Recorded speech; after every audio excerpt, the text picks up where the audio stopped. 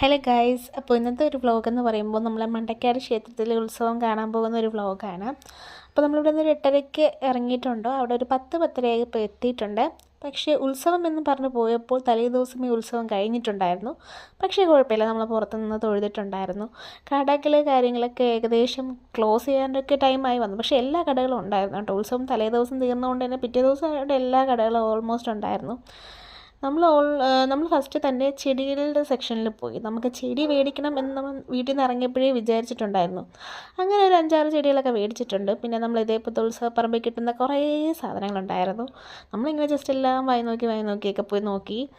അങ്ങനെ പിന്നെ ഇങ്ങനത്തെ ഈ ഈ സംഭവങ്ങളൊക്കെ ഉണ്ടല്ലോ, ഈ പലഹാരങ്ങളൊക്കെ, അങ്ങനെ നിറയെ കടകളുണ്ടായിരുന്നു. ഞാൻ ഉണ്ടാക്കണതൊക്കെ ഭയങ്കര ഇഷ്ടപ്പെട്ടു. ചൂടോടെ വാങ്ങി കഴിച്ചിട്ടുണ്ടായിരുന്നു. അത് നമ്മൾ മേടിച്ചു.